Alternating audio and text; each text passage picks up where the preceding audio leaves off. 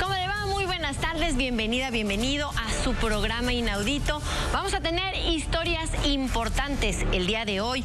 Conocerán al primer asesino serial de toda la historia. Su fama fue precedida por su gran amistad con Juana de Arco. Además, ¿se imaginan nunca tener que volver a cargar su celular? Les presentaremos el dispositivo que promete hacer lo posible. Y analizaremos los lugares más seguros en caso de enfrentar un apocalipsis nuclear.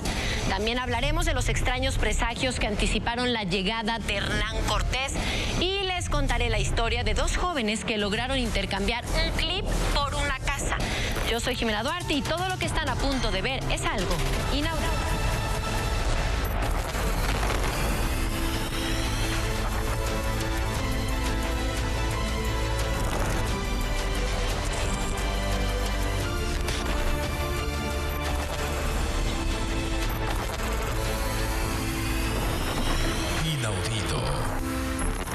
Uno se cansa y se aburre del ordinario. Empecé matando porque estaba aburrido y continué porque me gustaba desahogar mis energías. Esas fueron las palabras de Gilles de Rais, considerado por muchos como el primer asesino serial de toda la historia. Un caballero que compartió el campo de batalla con Juana de Arco y que debido a sus atroces crímenes fue definido como un monstruo, incluso en una época en donde el horror era visto como algo habitual, aunque no por eso dejaba de ser algo inaudito.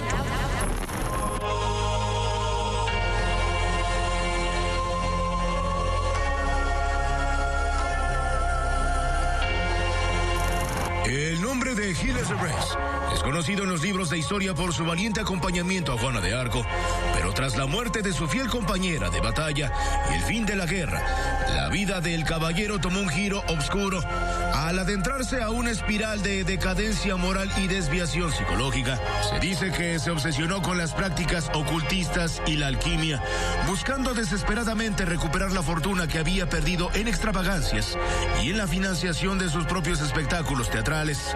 Aunque lo más impactante y trágico fue su participación en una serie de crímenes atroces. El también conocido como Barón de Rais nació en septiembre de 1404 en el castillo de Champtos, en la región de la Bretaña francesa, una de las propiedades de su poderosa familia. A la edad de 11 años, Gilles fue testigo de un evento que dejó un trauma que perduraría toda su vida. Durante una cacería, su padre fue destripado por los colmillos de un jabalí. Tras haber presenciado la espantosa muerte, fue su abuelo, Juan de Craon, un hombre conocido por su crueldad y trato despiadado hacia sus sirvientes, quien se encargó de su nieto.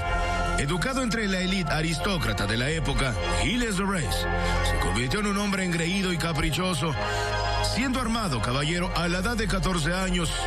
Pronto entró al servicio del duque Juan V de Bretaña, donde destacó por su ferocidad y valentía en combate. Apenas un año después, en un duelo de esgrima, mató a su primera víctima. A los 17 años, Gilles raptó a Catalina de Tours, la joven heredera con quien se casó el mismo día del secuestro.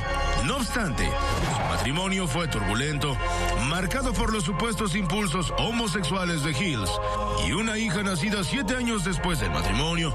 Aunque después de convertirse en padre, Gilles abandonó a su esposa y a su hija. En 1429, la fama de Gilles como valiente guerrero llegó a oídos del rey de Francia, quien lo reclutó para participar en la Guerra de los 100 años. Fue durante esta campaña militar que conoció a Juana de Arco, a quien admiraba profundamente. Juntos, lideraron al ejército que logró liberar Orleans en tan solo 8 días. Por su destacado papel en la guerra, Gilles fue nombrado mariscal de Francia.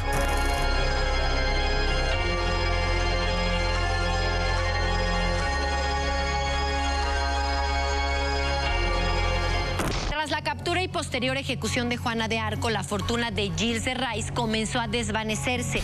Perdió el favor real y su título de mariscal en 1434, lo que supuso un duro golpe para su prestigio, aunque no para su riqueza, que seguía siendo considerable, gracias a la herencia familiar y a los botines de guerra. Retirado a sus propiedades en Bretaña, Gilles de Rais llevó una vida de lujo y excesos, interesándose cada vez más por la magia y la alquimia. En su corte reunió a magos, magos, brujos y adoradores del diablo, realizando rituales satánicos y experimentando con prácticas ocultas. En 1440, Gilles fue arrestado por orden del obispo de Nantes y sometido a juicio por una serie de crímenes atroces, incluyendo el asesinato, violación y tortura de niños.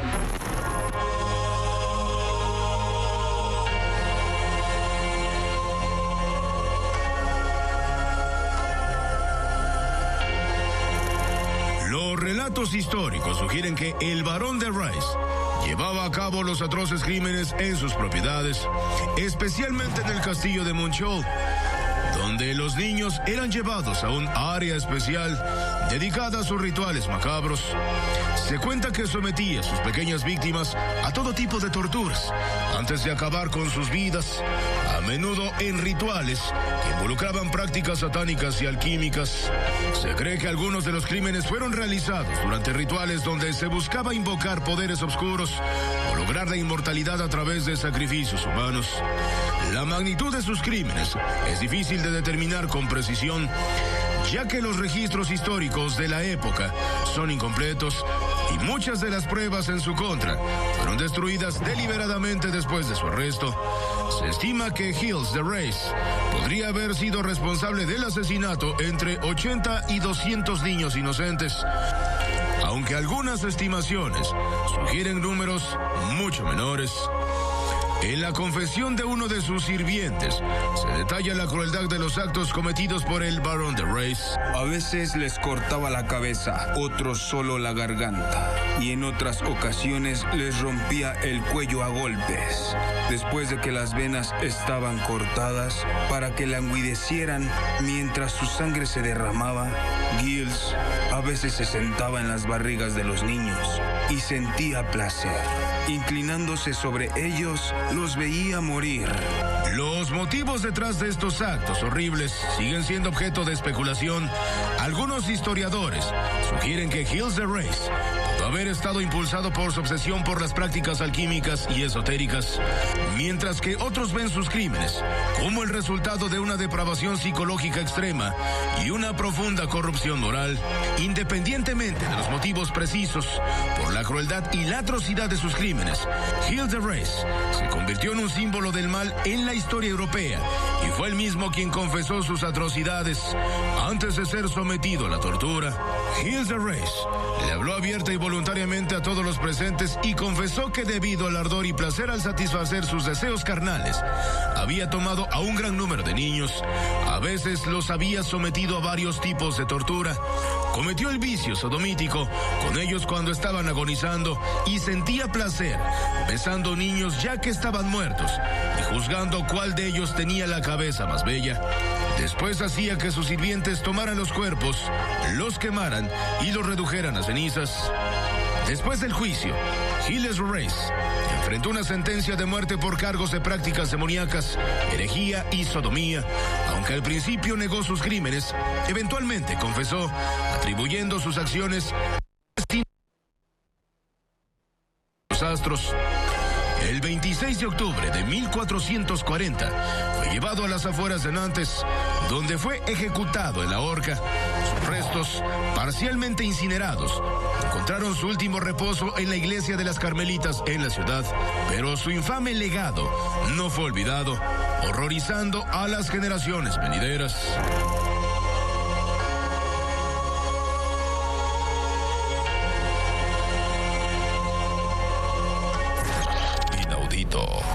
Les pregunto, ¿cuándo fue la última vez que su teléfono móvil sobrevivió más de un día sin pedir desesperadamente ser enchufado a la corriente eléctrica? Para la mayoría, cargar nuestros celulares es una rutina diaria necesaria. Pero ¿qué pasaría si les dijera que existe una innovadora solución que promete 50 años de carga? Así como lo escuchan, es una batería nuclear, algo inaudito. La autonomía autonomía de los smartphones modernos es uno de los desafíos más importantes para los fabricantes en todo el mundo. La escasez de litio, junto con el aumento del consumo energético, debido a la inteligencia artificial y a los nuevos chips, agrava la situación. Por estas razones, en la actualidad, expandir el tamaño de la batería de los teléfonos más allá de su límite no es una opción, o al menos eso parece. Aquí es donde entra en juego el invento revolucionario de Betavolt, una empresa china especializada en acumuladores eléctricos. La compañía emergente ha desarrollado una batería nuclear que promete una duración de 50 años sin necesidad de recarga. La BB100, como la llaman, es una diminuta batería de propulsión nuclear más pequeña que una moneda y capaz de proporcionar energía durante medio siglo. Un avance que se basa en la utilización de isótopos nucleares que liberan energía, la cual es convertida en electricidad mediante semiconductores. Según Betavolt, su tecnología supera de gran manera las instituciones de investigación europeas y estadounidenses. La clave reside en el níquel 63 radioactivo, que emite energía en su descomposición. Este elemento químico se encuentra entre capas de semiconductores de diamante monocristalino extremadamente delgadas. La capacidad total de la BB100 es de 3.300 megavatios hora, con una densidad de energía más de 10 veces mayor que la de las baterías de litio convencionales. Aunque su potencia inicial es modesta, con 100 microvatios y un voltaje de 3 voltios, Betavolt sugiere que múltiples baterías podrían usarse en serie para dispositivos más exigentes.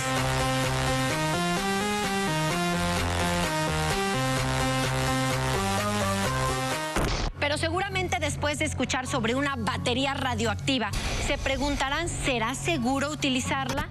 Betavolt afirma que su batería es absolutamente segura, sin emisiones de radiación externa y resistente a situaciones extremas como impactos de bala. E incluso la compañía asiática ya su aplicación en dispositivos médicos como marcapasos, gracias a su confiabilidad y longevidad. Si bien las baterías nucleares no son una novedad, ya que las sondas especiales de la NASA, Voyager, las utilizaron décadas atrás. Ahora Betavolt cree que su producto tiene el potencial de ser utilizado de manera cotidiana. Actualmente la BB100 está en fase piloto y se espera su producción masiva pronto. Además, la empresa planea desarrollar baterías más potentes y explorar diferentes isótopos radioactivos en el futuro. Así que si las políticas lo permiten, podríamos ser testigos de un futuro en donde los teléfonos móviles nunca necesiten ser cargados y los drones vuelen indefinidamente gracias a la energía atómica. Un avance que podría cambiar nuestra relación con la tecnología para siempre.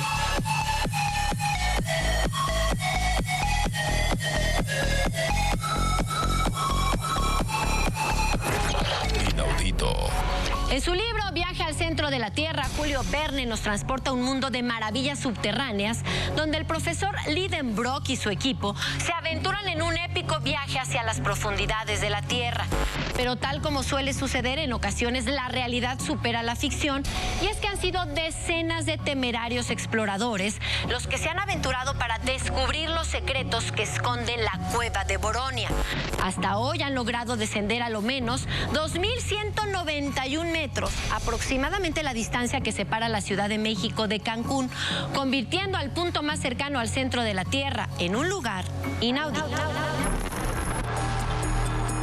En lo profundo de la cordillera del Cáucaso, entre los imponentes picos y los valles escarpados, se encuentra un lugar que despierta la curiosidad y el temor de aquellos que lo conocen: la cueva de Boronia.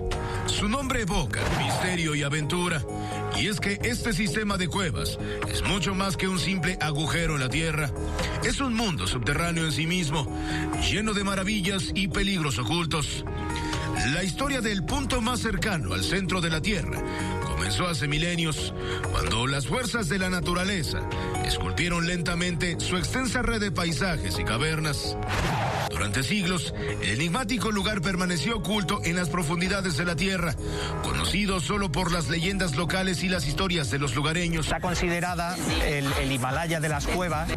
En 1960, cuando un grupo de espeleólogos soviéticos descubrió la entrada de la cueva durante una expedición en la región, lo que encontró al interior los dejó atónitos. un laberinto de túneles y galerías que se encontraban en las entrañas de la Tierra. Además, gracias a sus trazadores químicos, se pudo establecer que el interior de la caverna conecta con el Mar Negro. A medida que los años transcurren, más y más exploradores se han aventurado en las profundidades de la cueva de Veronia, ansiosos por descubrir sus secretos. Cada expedición es un desafío, con peligros que acechan en cada paso, estrechos pasadizos, caídas de rocas, deslizamientos de tierra y temperaturas extremas. Sin embargo, a pesar de los peligros, los exploradores han persistido, cartografiando nuevos pasajes, estudiando la geología de la cueva y documentando su flora y fauna únicas, descubriendo estalactitas y estalagmitas que se extienden como resplandecientes formaciones rocosas que han sido esculpidas por el mismo tiempo. Pero la verdadera atracción de la cueva de Veronia no es solo su belleza, sino su profundidad. Con cada expedición, los exploradores descienden más y más en las entrañas de la Tierra, desafiando los límites de lo que se creía posible, aunque hoy ninguno ha podido pisar el fondo. A principios de la década de los 80, más de 20 años después del descubrimiento inicial realizado por los exploradores soviéticos, los espeleólogos del Club Kiev sintieron el impulso de continuar investigando la misteriosa cueva de Veronia. A medida que profundizaban en su exploración, alcanzaron una profundidad de menos 340 metros. Sin embargo, se encontraron con un obstáculo infranqueable que bloqueó su expedición. Para ese momento, la impresionante caverna ya se había convertido en una verdadera obsesión para los espeleólogos, lo que impulsó más expediciones y descubrimientos en las siguientes décadas. Hacia finales de los 90, un equipo ucraniano logró un avance significativo al descubrir una ventana a menos 230 metros de profundidad, conectando la primera gruta con otra que se extendía hasta los menos 700 metros. Este hallazgo estableció un nuevo récord de profundidad y condujo a la instalación de un campamento subterráneo para continuar las investigaciones. El mismo equipo ucraniano que en 1999 había establecido el primer campamento logró descender aún más hasta los menos 1.200 metros en el año 2000, donde prepararon otro espacio de estadía. Un avance significativo que marcó un punto de inflexión, ya que más grupos de espeleólogos se sumaron a la exploración de la cueva, ansiosos por descubrir hasta dónde podía llevarlos esta fascinante cavidad subterránea. Equipos como UXA, Club Kiev, CABEX y MTDE continuaron organizando expediciones para adentrarse en la cueva, descubriendo nuevas ventanas, superando túneles y descendiendo a profundidades cada vez mayores. No obstante, no todos los caminos eran navegables debido a la estrechez de algunas galerías. Los lagos subterráneos, por otro lado, presentaban profundidades de hasta 50 metros. Por esta razón, a medida que las exploraciones avanzaban, también aumentaban los riesgos. Se identificaron puntos de no retorno, como la gatera del infierno, situada a menos 1.640 metros, donde la galería se reducía a un estrecho tubo de 40 centímetros de diámetro y 3 metros de longitud, imposibilitando cualquier intento de rescate más allá de ese punto.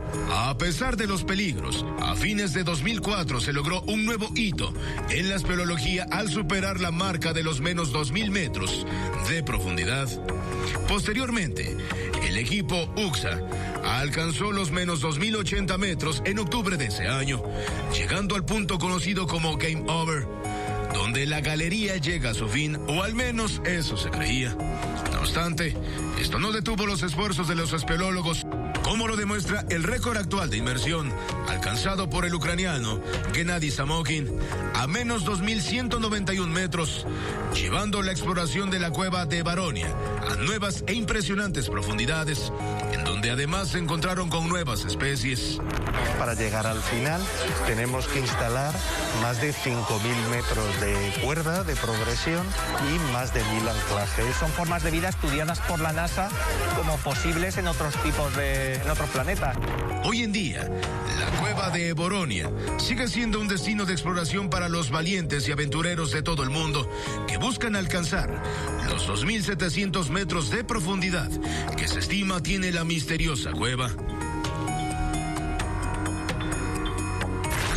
Inaudito. En un mundo donde la civilización tal como la conocemos podría desmoronarse en un abrir y cerrar de ojos, debido a los conflictos bélicos y al cambio climático que estamos viviendo, surge una pregunta crucial: ¿dónde buscar refugio en medio del caos? Desde albergues subterráneos hasta remotas islas, son diferentes los lugares en todo el mundo los que ofrecen la mejor protección en caso de un apocalipsis que sería inaudito.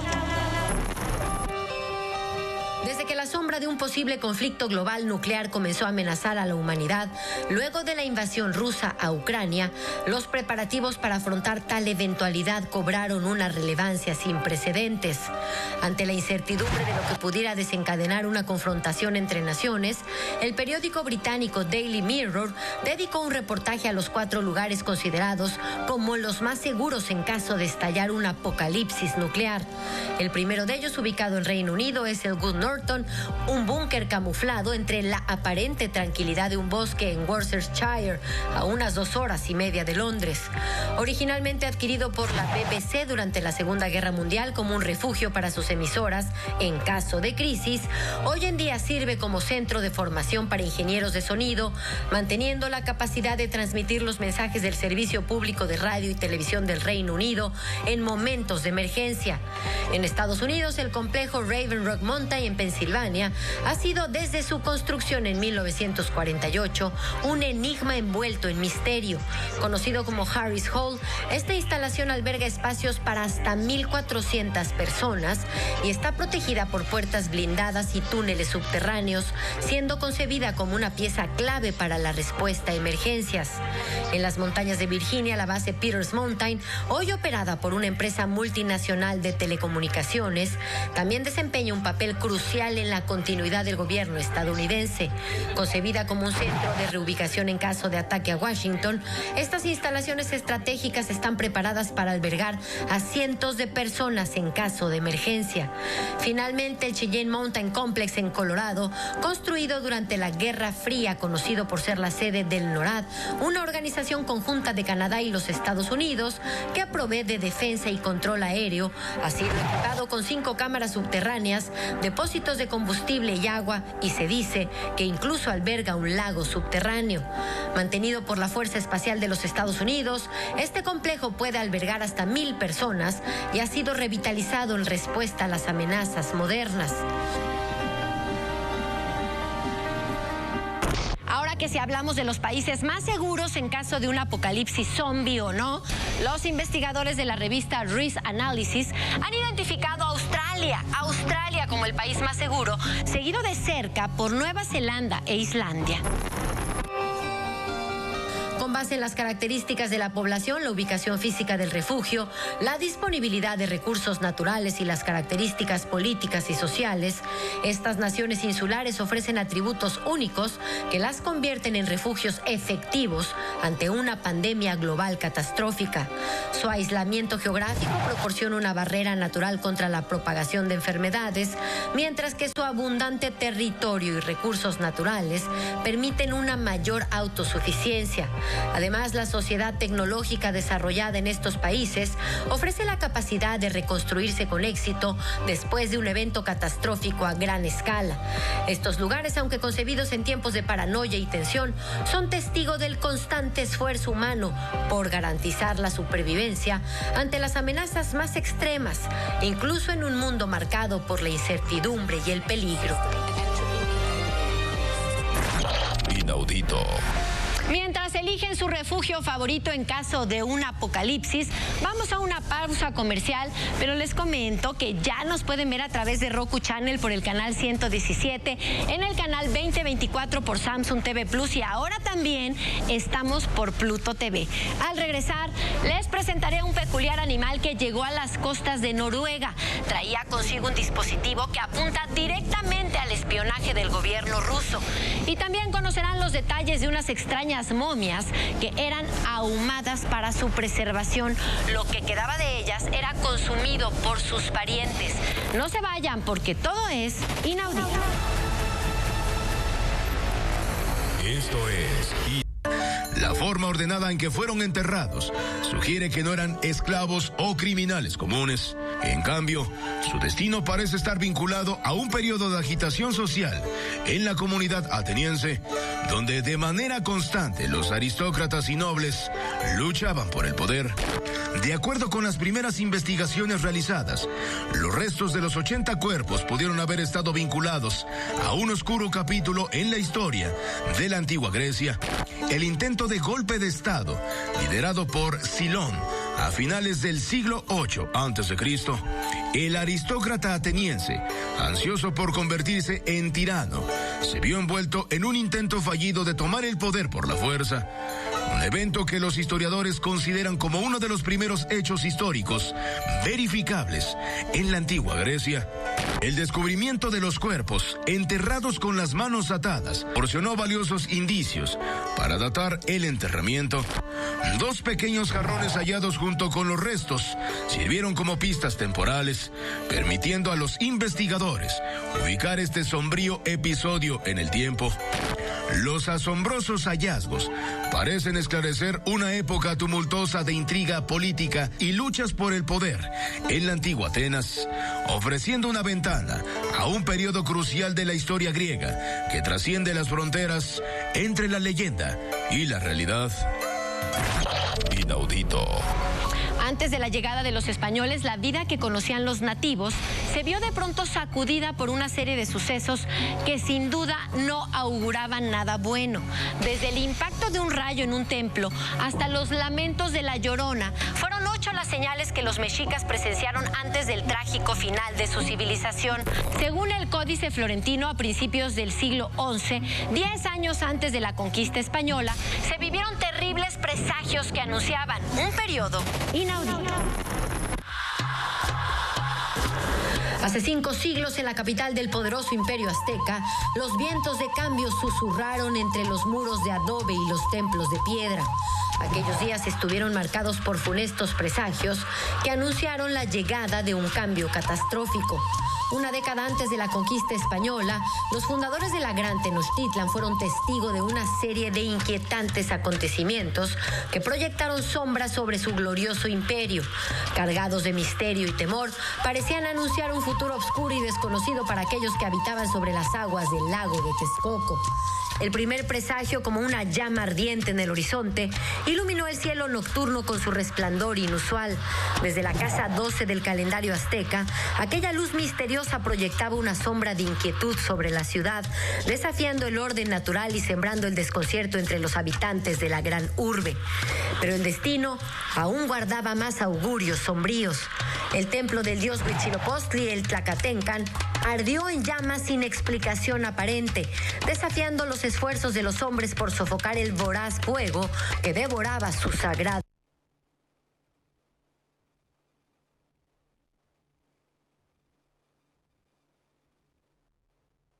El presagio llegó con la furia del cielo, un rayo silencioso que cayó sobre el templo del dios Huitztecutli, en medio de una lluvia apenas perceptible.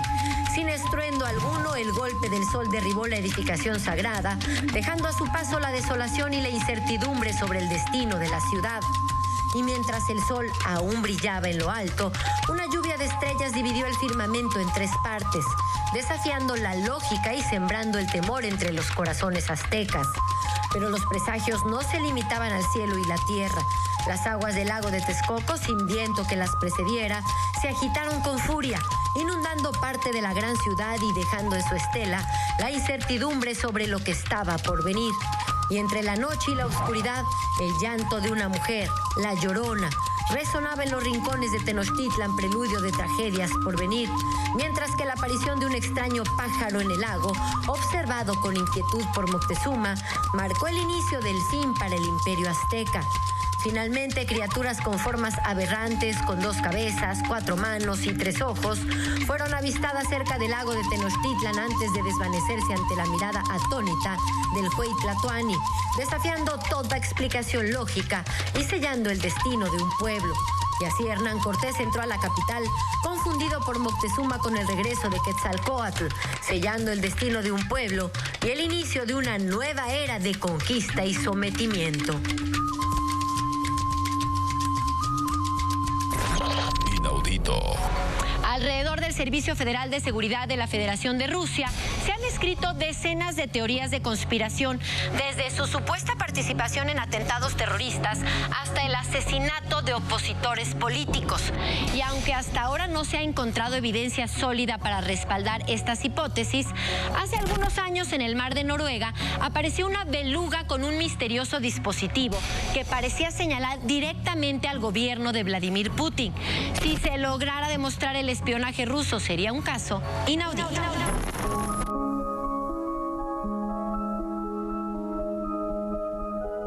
En el 2019, un enigmático animal emergió en las gélidas aguas noruegas, trayendo consigo un misterio que capturó la atención del mundo entero.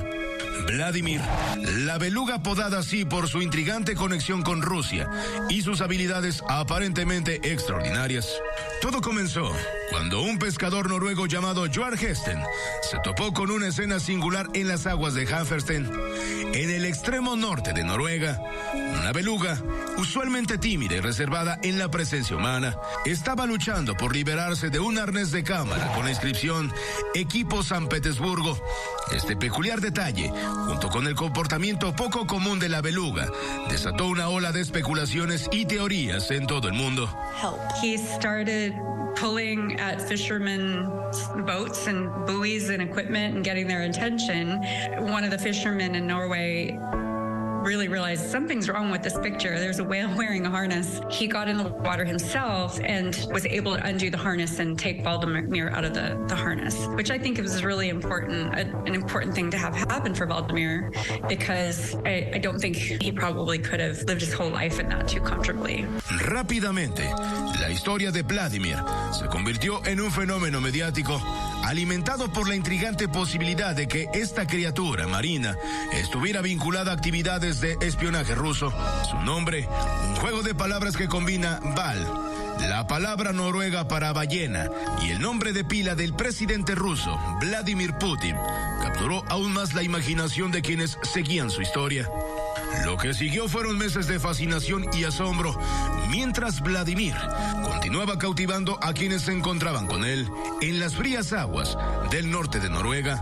Su conducta inusual, que incluía interacciones amistosas con humanos y travesuras como robar y devolver cámaras perdidas, e incluso jugar con un balón de rugby, solo hacía más grande la especulación sobre el pasado y propósito de la insólita especie marina que se ganó un lugar muy especial en el corazón de los pobladores de Hammerfest. Basically, he only knows, for the most part, life with humans, so it seems natural to him. He's so sweet, and I love that he's not alone, because he makes it very clear he doesn't want to be alone. Sin embargo, a pesar de todo el cariño recibido, Vladimir desarrolló una preocupante conducta conocida como logging. Durante horas, la ballena permanecía completamente inmóvil, lo que podía indicar una forma de lidiar con la soledad. De acuerdo con expertos, esto podía deber a que las belugas son conocidas por ser extremadamente sociables y suelen vivir y moverse en manadas, lo que contrasta con el comportamiento solitario de Vladimir, por lo que una falta de interacción con otros de su especie lo hace peligrosamente dependiente de la presencia humana. Mientras que las belugas se comunican entre sí y forman fuertes lazos, Vladimir parece haber desarrollado una conexión exclusiva con los humanos, lo que aumenta su vulnerabilidad y plantea preocupaciones sobre su bienestar emocional y físico.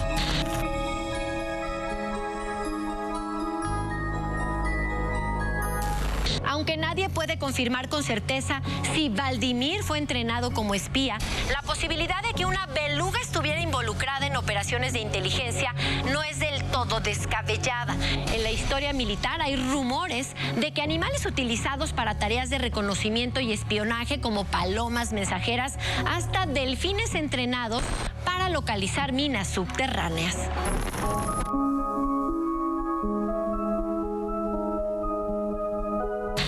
Después de pasar años explorando las aguas alrededor de Hammerfest, una de las ciudades más septentrionales del mundo, Vladimir volvió a estar en movimiento a mediados del 2023.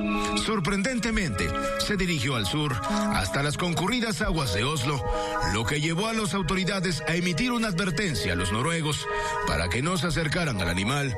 Luego, continuó avanzando hacia territorio sueco. No está claro cuál es la razón detrás de este cambio repentino de rumbo. Podría estar en la búsqueda de compañía, buscando una pareja o simplemente tratando de encontrar una mayor fuente de alimento. No obstante, este desplazamiento lo coloca en una situación de mayor riesgo, ya que ahora se encuentra en aguas donde el salmón es menos abundante y corre el riesgo de ser atacado por embarcaciones o incluso de morir de hambre si continúa alejándose de las zonas donde está acostumbrado a alimentarse. Ante estos peligros, One Whale, una organización creada para proteger a Vladimir, está colaborando estrechamente con Suecia y Noruega para vigilar de cerca a la beluga. El objetivo principal es devolverlo a las aguas seguras y ricas en alimentos, mientras se protege su seguridad durante su imprescindible travesía. Una parte importante de este objetivo es la creación de una reserva de ballenas en un fiordo de Hammerfest, donde Vladimir podría ser rehabilitado junto con otras ballenas que han estado en cautiverio.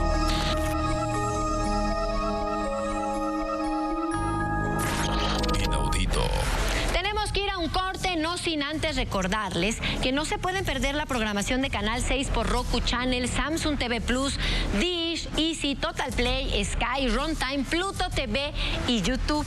Regresamos en unos minutos porque al volver haremos un viaje hasta una de las islas más remotas del mundo para conocer la leyenda que presagia un funesto destino para los hombres nórdicos. Además, les hablaré de la aventura que emprendieron dos jóvenes en su búsqueda de intercambiar un clip por una casa. Volvemos con esto y mucho más aquí a Inaudito. Esto es Inaudito. La jalea real. Una vez recogidos todos los fluidos corporales, se utilizaban para untar la piel de los habitantes del poblado, transfiriendo así el poder de los muertos a los vivos. Posteriormente, la conservación de las momias se llevaba a cabo mediante la aplicación de ocre para protegerlas de carroñeros y elementos naturales. Estos rituales funerarios fueron documentados por el explorador británico Charles Higginson en 1907, aunque se describió a la tribu como sanguinaria y antropófaga.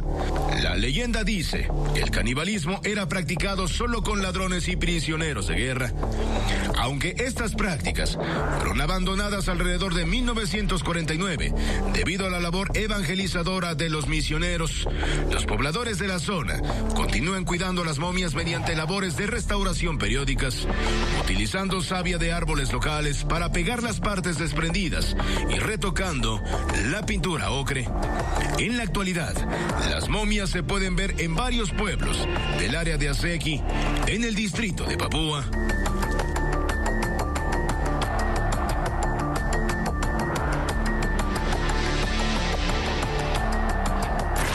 Inaudito.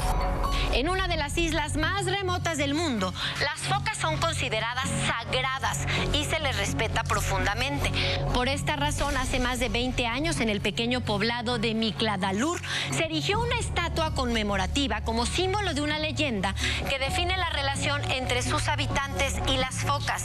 Pero ¿qué misterio oculta este enigmático relato? ¿Fue Copaconán una criatura mágica, una foca, o simplemente es un cuento popular para asustar a los más jóvenes durante las oscuras noches de invierno? Es una historia que a través del tiempo se ha convertido en algo inaudito.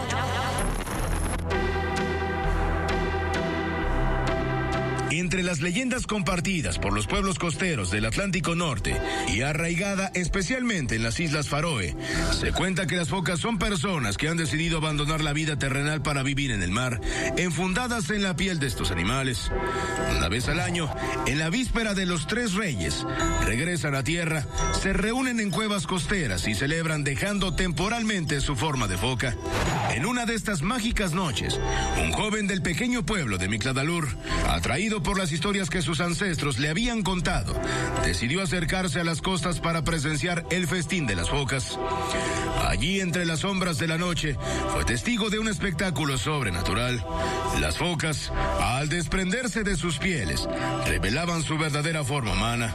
Entre ellas, destacaba una joven de incomparable belleza, cuya figura encantadora cautivó al joven desde el primer instante. Impulsado por un amor repentino, el joven no pudo resistirse a la tentación y robó la piel de la foca de la joven, creyendo que así podría retenerla a su lado para siempre. Al amanecer, la joven, desprovista de su piel, se vio atrapada en su forma humana, incapaz de regresar al mar. Sin su disfraz marino, a pesar de su deseo de libertad, aceptó resignada su destino y accedió a casarse con el joven. Los años pasaron, marcados por la tristeza y la melancolía de la mujer, anhelando las profundidades del océano que había dejado atrás. Aunque formaron una familia y tuvieron hijos, su corazón seguía perteneciendo al mar. El joven, consciente del anhelo de su esposa por volver a su verdadero hogar, guardaba celosamente la piel de foca en un baúl bajo llave, temeroso de que ella lo abandonara si recuperaba su libertad.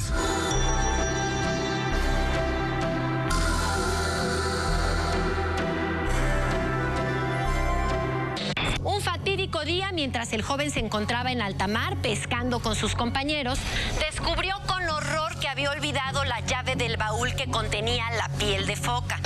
Temeroso de lo que podría ocurrir, regresó rápidamente a Mikladalur solo para encontrar la puerta de su casa abierta y el baúl despojado de su valioso contenido.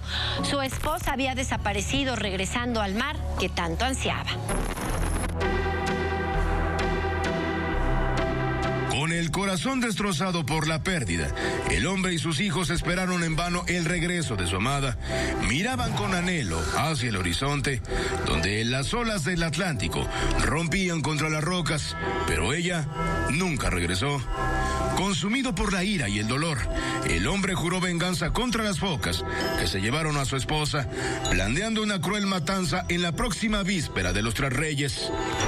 La noche antes del fatídico evento, la mujer foca se le apareció en un sueño, advirtiéndole del destino que guardaba a los hombres de Mikladalur si perpetraba su venganza. Ignorando la advertencia, el hombre siguió adelante con su plan, desencadenando una serie de trágicos eventos que sellarían el destino de su pueblo. Desde entonces, la leyenda de la mujer foca, conocida como Kopakonan, ha perdurado en las Islas Faroe como una advertencia de los peligros del mar y como un recordatorio de las consecuencias devastadoras de la ira y el deseo desmedido de venganza. Cada vez que un hombre de Mikladalur muere en el mar, se evoca el nombre de Kopakonan como una sombría premonición de un destino inevitable.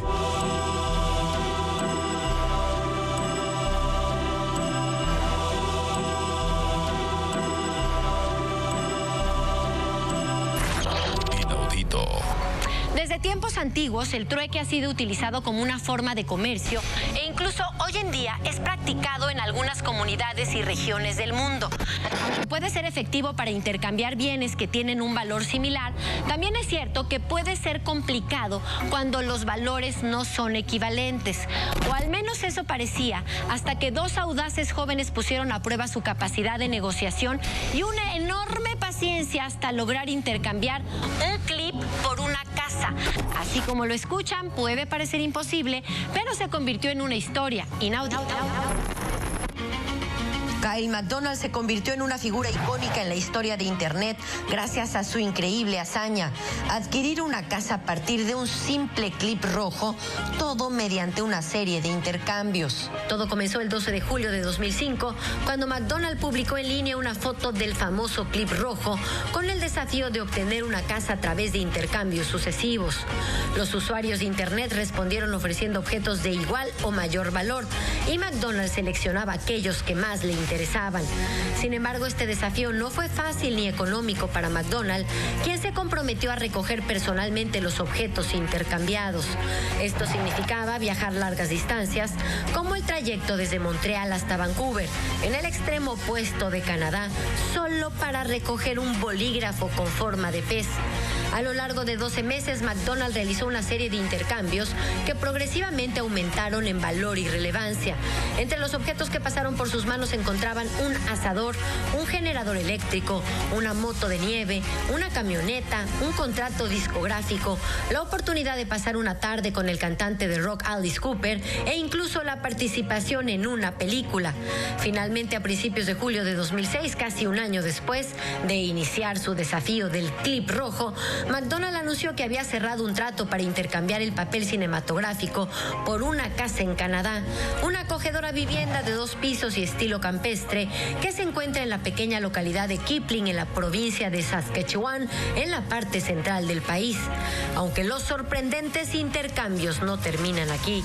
Durante el 2020, justo cuando la pandemia de COVID-19 comenzaba a extenderse por el mundo, una joven llamada Demi Skipper se encontraba en busca de algo emocionante que hacer. Inspirada por la historia de Kyle MacDonald, decidió embarcarse en su propia aventura de trueques. Todo comenzó modestamente con Demi intercambiando un simple clip rojo por 4 vasos para margaritas. Pero pronto su proyecto tomó impulso.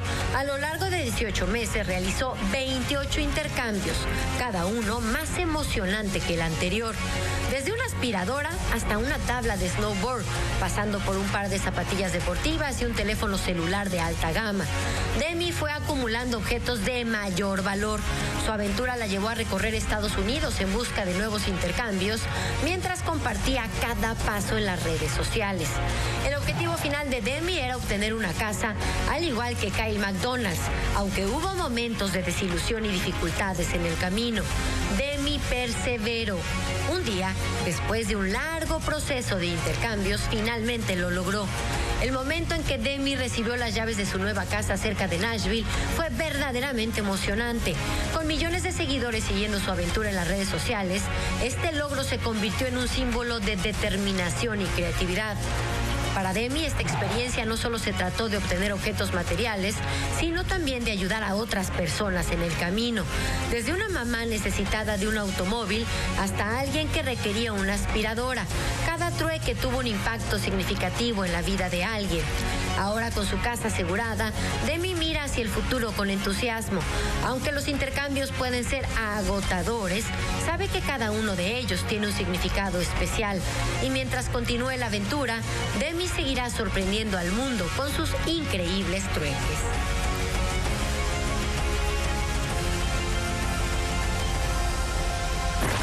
Inaudito. Definitivamente suena sorprendente, ¿no? ¿Qué les parecería si iniciamos con nuestra propia aventura de trueques? Cuéntenme en redes sociales qué les gustaría intercambiar. ¿Creen que sea posible obtener una casa? Bueno, pues antes de despedirnos, les quiero recordar que ya viene nuestra semana especial de extraterrestres. Del 26 de febrero al 1 de marzo vamos a tener temas insólitos que los dejarán asombrados. Por supuesto, no se pierdan también la posibilidad de ser ganadores en nuestro programa. Vamos a tener muchas sorpresas para ustedes. Por lo pronto me despido, yo soy Jimena Duarte, les mando un beso y un abrazo muy grande y nos vemos en nuestra próxima emisión de Este Mundo Inaudito.